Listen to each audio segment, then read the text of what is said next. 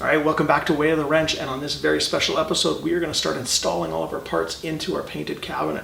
We've got new buttons, new joysticks, color-changing trackballs, chrome T-molding, vinyl for the control panel, doohickeys, whatchamacallits, thingamajigs. Enough yakking, let's get going on this thing.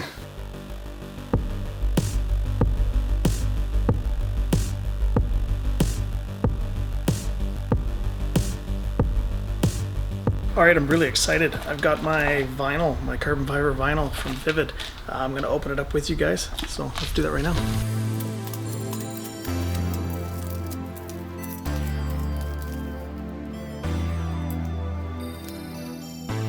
Cool, so for the extra couple bucks, I think it was about $8 or so, I got a brand new vinyl squeegee so that I can press all the air bubbles out and get all the creases out.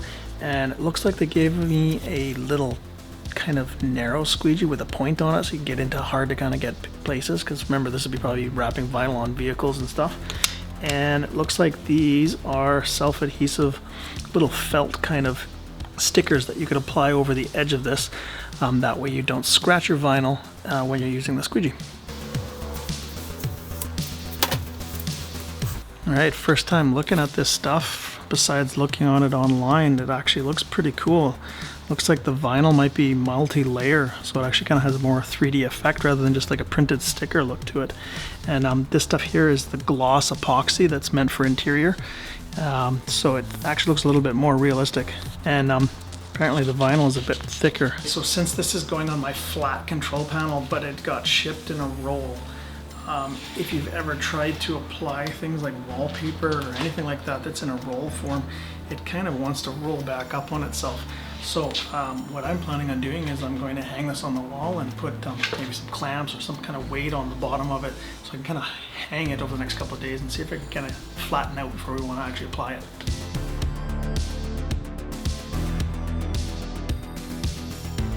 So first impressions, I hope this is just the clear protective coating that protects the vinyl that you're supposed to remove after it's doing all this wrinkling.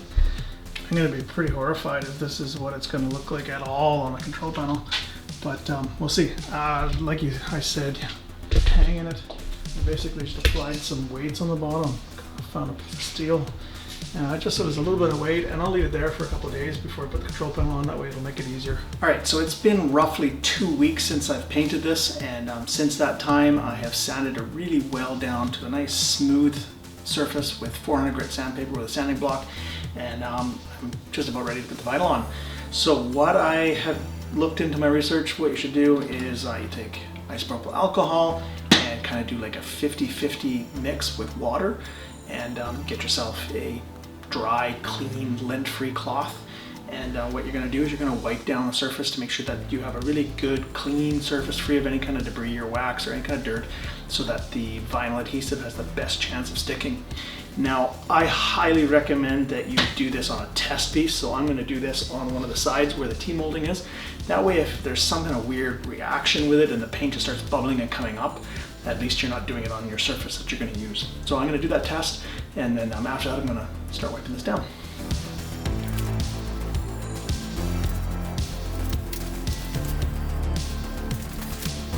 You can see a little bit of the paint's come up, but I don't know if that's just the dust, and that's what we're actually cleaning off the surface or not.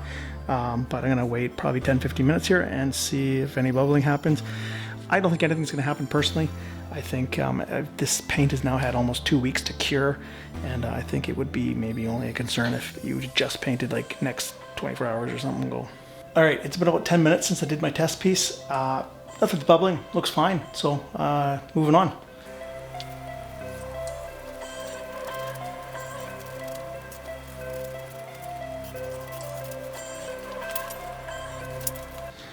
Yeah, not very much dust coming up or anything on here, so as far as I can tell, it looks pretty good. So we're just going to give it some time to dry up here, and I might use a hairdryer just to speed it up.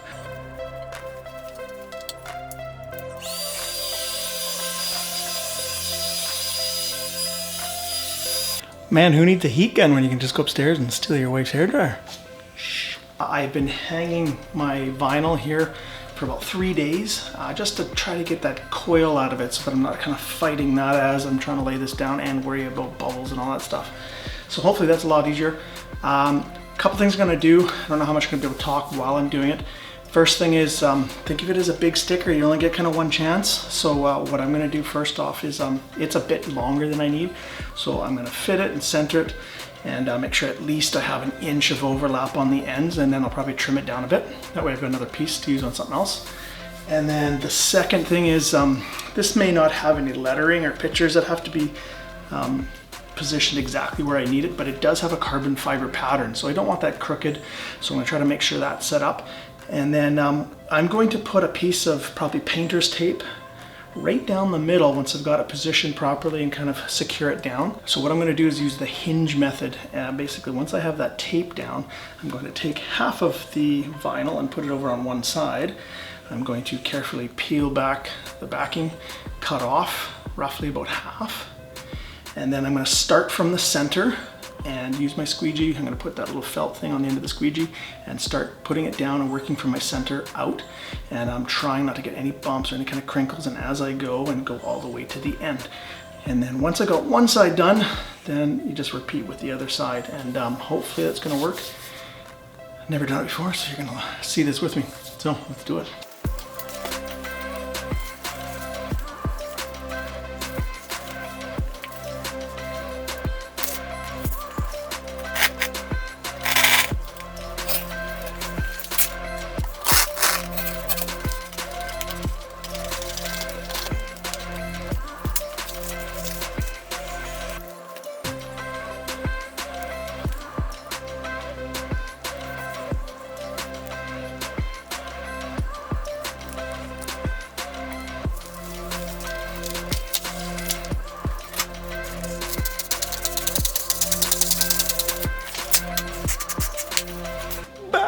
So nervous, so nervous.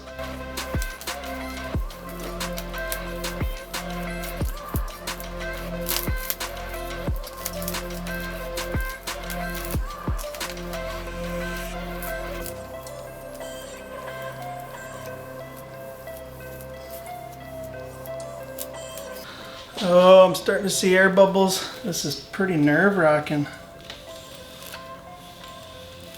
It's really hard to tell too because there's a clear protective sheet that kind of has bubbles in it too. But you can definitely see when you've got a big air bubble. Oh, there we go. That pushed out pretty easy actually. Sweet.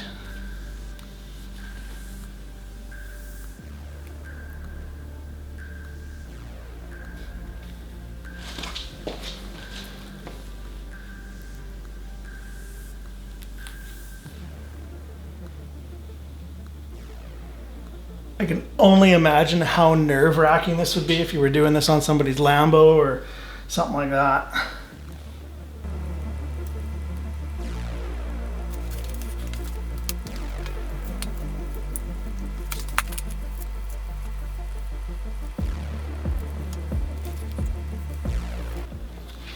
I've got two bubbles in here that are being a pain and don't want to come out. Seems like you got to press really hard, which makes sense why you need these felt coverings on the squeegee, otherwise you'd probably be scratching up your vinyl.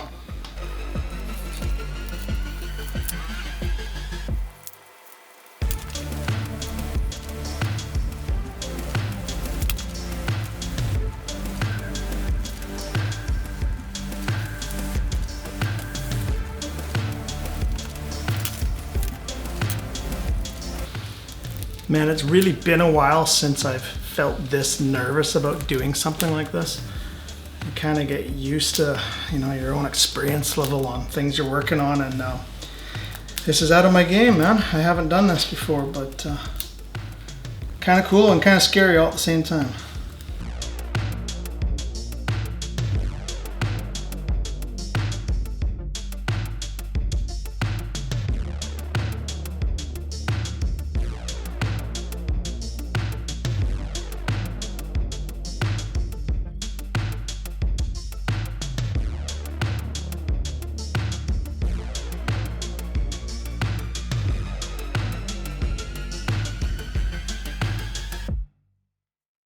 One thing I'm finding, if you use the light's reflection, kind of like change your position of where your head and your eyes are, you can kind of see a little better where the bubbles are.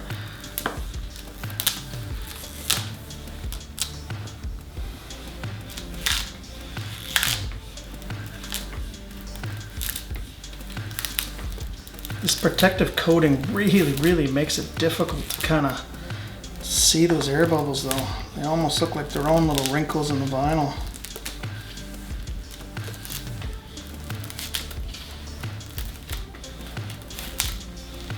It's funny, I wasn't really sure what the protective coating was going to look like.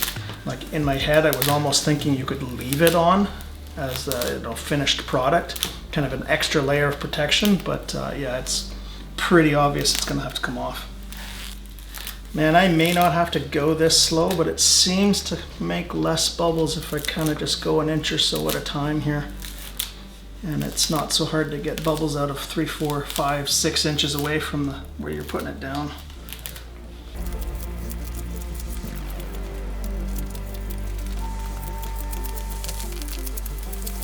The other thing I was kind of surprised with is that there was no instructions, not a single piece of paper, not a sentence or two to tell you any kind of hints or anything. I mean, I guess there are videos online, but even then they were kind of more towards car vinyl, not this kind of stuff.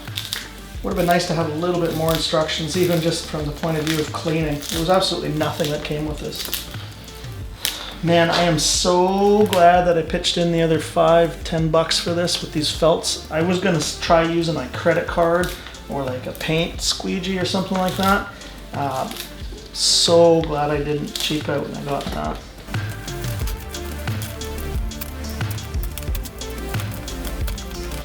When I was looking online, there was kind of mixed reviews for this. Like for most of the part, it said it was pretty good.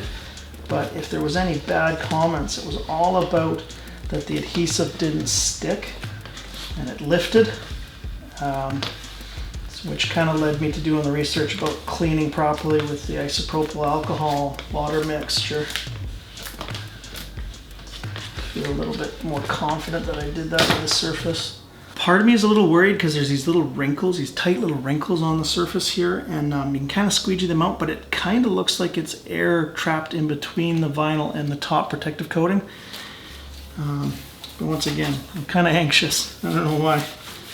So this side looks like it's free of any of the bubbles underneath the vinyl.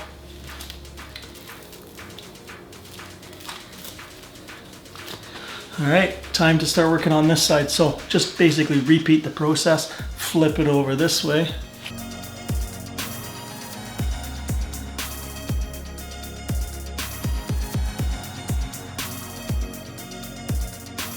So I just kind of pulled it back a little bit so that I can make sure that there's not going to be a big crease full of air. So that's all gone. A change of camera, I just realized when I go like this, you're not going to see any of this action.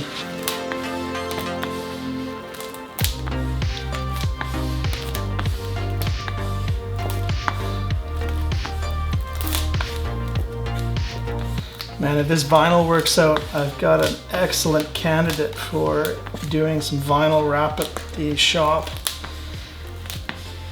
I've got this 2008 Kawasaki Ninja that has 1,500 kilometers on it. It's barely anything. Basically, the guy kind of dumped the bike and kind of got scared of it and didn't ride it for about 10 years. Sat in storage. So this thing mechanically is brand new, besides a couple scuffs on the paint and some sun fading where it must have been stored outside. But if this vinyl works out, maybe that would be a good project for the shop, for the channel. Maybe let me know in the comments if you wouldn't mind seeing that. Yeah, this is working good. When I just go half an inch at a time, it seems to work pretty good, no bubbles. And if there are any bubbles, they come out really quite easy because you only got to push them half an inch or so to get them out.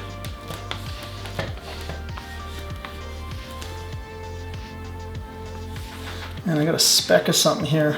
Really tempted to pull it back.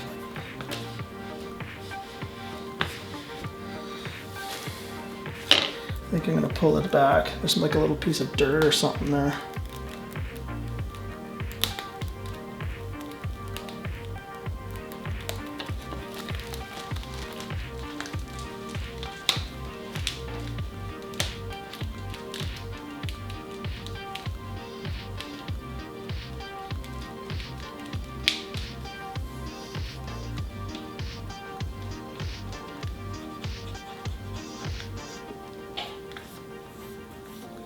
Wow, so minor.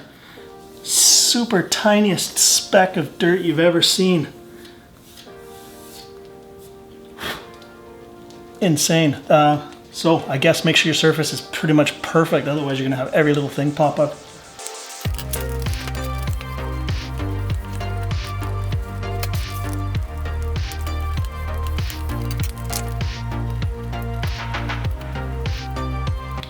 Man, same thing, another speck of little dirt. These things gotta be immaculately clean, otherwise it just really amplifies it in the vinyl.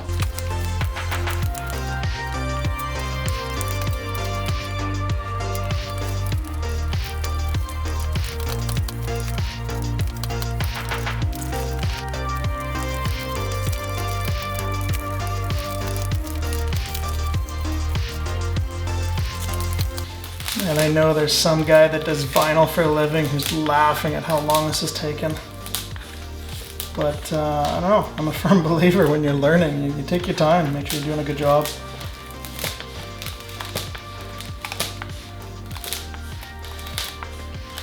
Anybody can just slap something together, but whether it looks good when you're done is a whole other thing.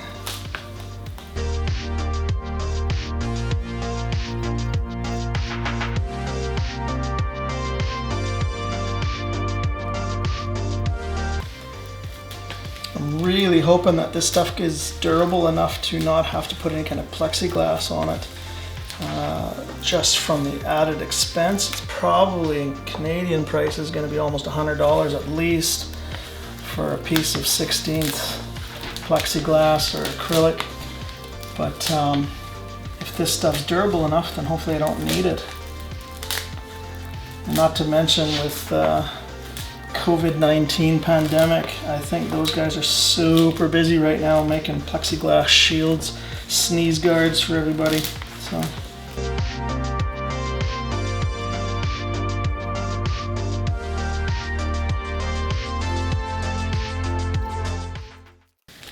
This is kind of one of those other pivotal moments on this build, because as soon as this is on, buttons can go in, joysticks go in, T-molding goes on. This is really quite exciting.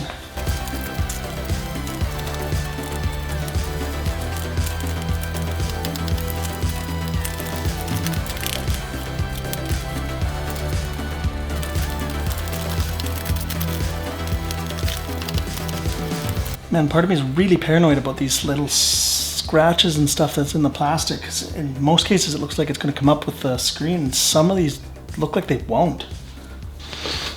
Alright, I just carefully peeled back the clear protective coating, and the ones that didn't seem to move and that I thought were in the vinyl are totally gone. This thing looks mint after.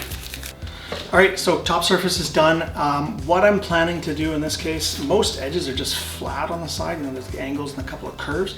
I'm going to wrap it right around the side, and then basically I'm just going to trim right where that slot is for the T-molding, and that way when I pound the T-molding in, not only will it hold it in, it'll kind of pin the vinyl as well. Not too worried about the big, long, flat sides. A little concerned about the curves. So I've got my wife's hair dryer here, or a heat gun if I would have been in the shop, just to give it a little bit of heat.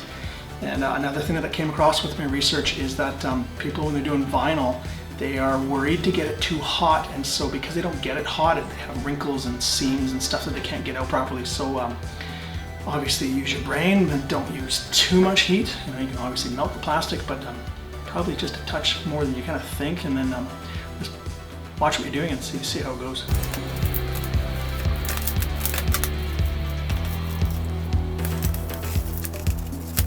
So I'm pulling down a little bit with a little bit of pressure to kind of keep it tight, because I'm concerned that if I push like this, that I'm going to bulge the vinyl back up on the corner here. So this is where the front meets that side angle, about 10-15 degrees, and the sticker's bunching up a bit. So what I looked at the videos online, it looks like people make little slits. You just kind of cut part of it out, kind of almost just like a slit, and then you can kind of fold it on top, or you can make a slight little triangle and kind of blend the meshes, blend them together. But you don't want that cut to go all the way up to the top, otherwise you'll probably see it. So since it's going halfway down and then getting cut off where that T-molding slot is, I'll probably just cut it up to there.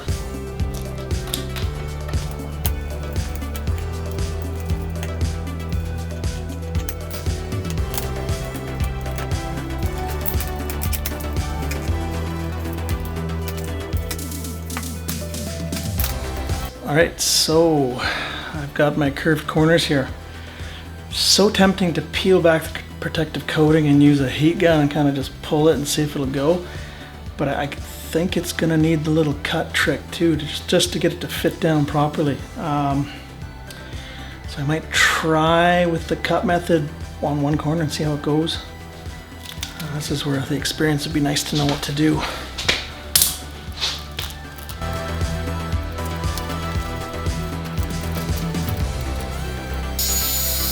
All right, not my finest work at all. This looks horrible. The main thing for me though is this top surface is mint. It looks perfect, and once that T-molding goes over and holds it down, shouldn't be any issues. But that sucked. Like that was horrible.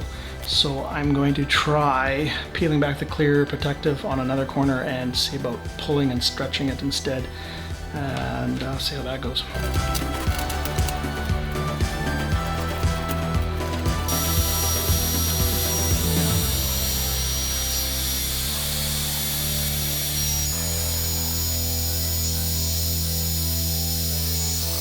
All right, this is the next night. Had the camera kick out on me. It was late too. It was like 1 in the morning, and man, that was stressful. It was like the most expensive sticker I've ever done in my life, and I kind of wanted to make sure it was right. So some things I've learned since yesterday. A day later, the wrap that I put on the sides, at the very edge of my MDF, really didn't stick, and I did sand it down to get it smooth, but it wasn't smooth enough, and it was nowhere near as smooth as I did on the top. So tip for you guys, if you want the vinyl to stick and stick really well, it's got to be smooth like a baby's butt. I'm talking get it all right down to 400 grit minimum. Smooth as you can get it, and that'll help the adhesive stick a little better. So I'm not too worried about that. I'm going to trim it a little bit where that groove is, that slit for the T-molding. Just so there's no weird bunching or anything like that. It'll let the T-molding go in, and I'm not really worried about it lifted a little bit, because that T-molding is going to hit it down, and then whatever bubbles up around the edge I'll just have to smooth out and see how it goes. So I left the plastic protective coating on purpose so that you guys could see the unveiling with me. So I'm going to just change the camera angle and take a look at what it looks like.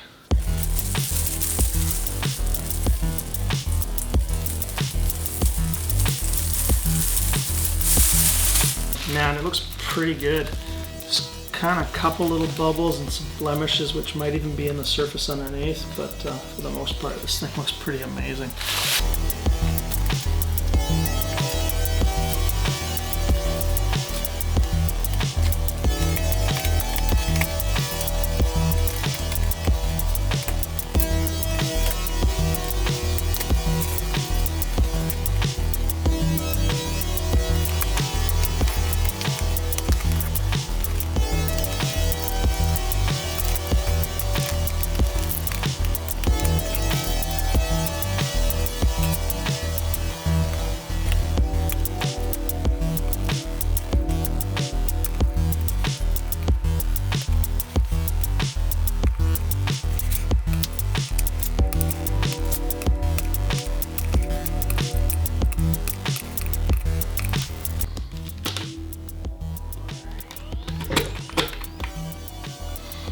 Yeah, that looks good. All right, so I just did a couple of these. It seems to not make any kind of wrinkles or any issues once you put the button in if you do 8 cuts. So kind of think of it like 1, 2, and then 3, 4 cuts, and that seems to do pretty good. So I'm just going to continue to do all these.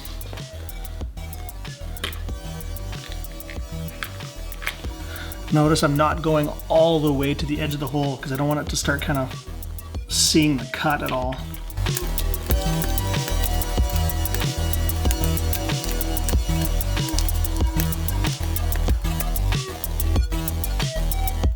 All right, exciting. It's time to put on some T-molding to kind of hold down that loose edge of the vinyl graphite. So this is all the stuff you're gonna need. You're gonna need your T-molding of choice. I went through tmolding.com and it had just about any color you wanted. I decided to go with the chrome. And on this chrome stuff, it's got kind of like a plastic protective piece that you're supposed to keep it on until you are completely done, and then you peel it off, and that way you don't scratch the chrome up. So I've got, I think 70 feet of this is what I measured up in my cabinet, and don't be cheap. Get like an extra 5-10 feet. You never know where you're gonna make a mistake, or God forbid, be like 1 inch short somewhere on your cabinet. That'd be brutal. So this stuff is plastic, and you're not going to want to use a regular hammer and smash the crap out of it. So get yourself a dead blow or a soft rubber mallet. This one's not so soft, so I think I'm going to take a rag or two and kind of tape it or put an elastic band on it just to make sure that I'm not putting anything into the plastic. And then I know they sell specific tools, but I didn't want to buy them because it basically, when you get this T-molding, when it's in flat pieces, you just bang it in, no problem. If it's around a corner, especially a 90-degree corner, the little T-shape on the T-molding actually will kind of bind on itself. So anytime you go around a corner, you have to clip out some of the T part of the T-molding. That way it has somewhere to go when you bend it around a corner. So I've got two things here. I've got my diagonal side cutting pliers, make little triangle clips out of it, and I've got an X-Acto blade, so we'll see how that goes.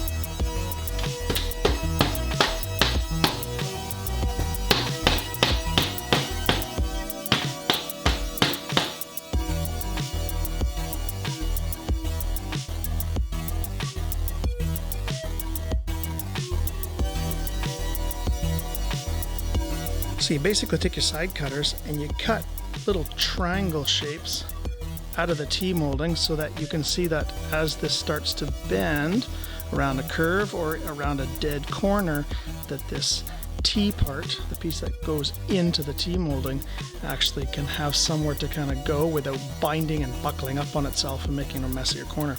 So you just take a couple cuts out and you kind of just gonna bend it in there and see if you need more or less.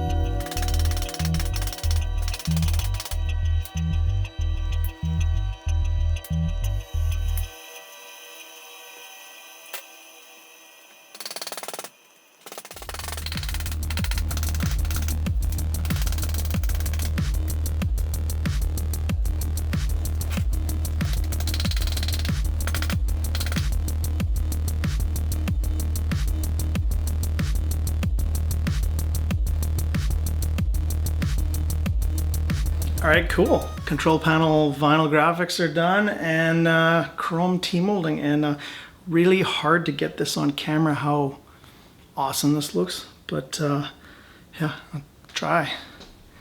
Look at that beautiful graphite look. This is gonna go amazing with that carbon theme on the RetroPie, which is basically graphite. Carbon fiber. Some more late night filming. I'm going to try to tackle the bottom of the control panel today, start putting in some more of that chrome T-molding, and start putting our USB pass-throughs in the side, USB fans, covers, that kind of stuff. So let's get going.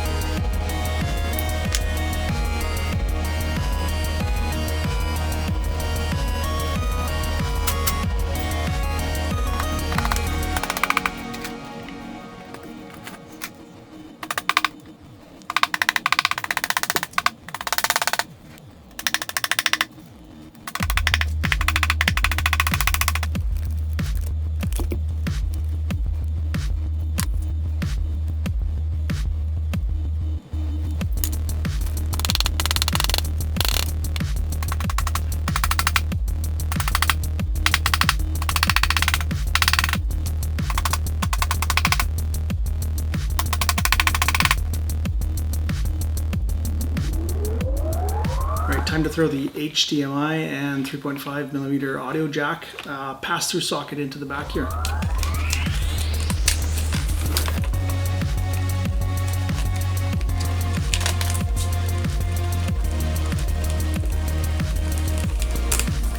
Now, I didn't have a crescent wrench big enough for the size of the nut on this, so I've just got myself a toolmaker clamp that I made about 25 years ago in high school that I'm going to use to tighten this up. But remember, it is just plastic, so don't go crazy tight, right?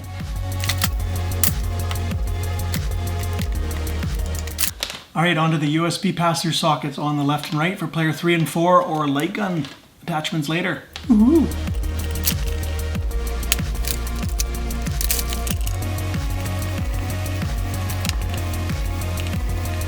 Oh man, how slick does that look? I'm going to be drilling some holes for the little tiny screws that holds this electrical outlet on the back of the control panel. But whenever you are putting in screws, especially into wood, you have to drill the body of the screw out. Otherwise, when you screw that in, it'll split the wood or just mash up. So what you do is you look through your drill bit set and you find one diameter that's just small enough to clear most of the center part of the screw, but not the threads. You should be able to see the top and the bottom of the thread sticking out. So you clear out the body of it so that when you screw this into wood, you don't split the wood. So what I'm just doing is pushing the screw down into the wood so I can see where I got to drill. I'm just kind of making sure it's right in the center of that.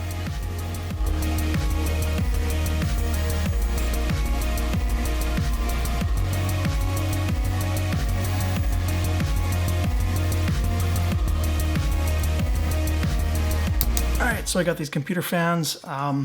They are 4-wire pulse width modulated things, so I'm going to have to see if I can just get 5 volts going to a positive and negative and run them at full speed. And then I don't want any fingers getting cut off of these fans, so I got some custom 3D printed covers. How sweet are these? And then they're even airbrushed to look like our logo. Super sick. So what I'm going to do now is basically I'm going to just put it in our hole here, put the fan up, put some screws in, push them down when I got it all sorted where I want it, and then take it out and just drill a little bit of a pilot hole for the screws so that they don't strip out the wood.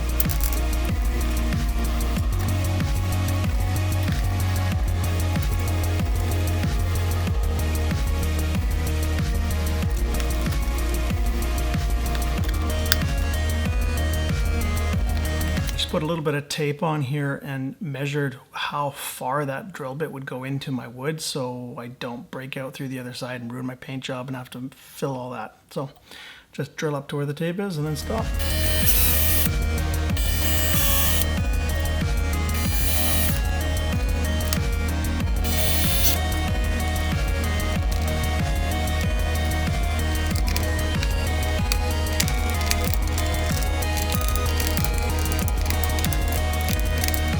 That's pretty cool. There is not a single arcade cabinet in the world that has this on it. 3D printed computer fan covers? That's amazing. Wow, that looks sick. Ooh.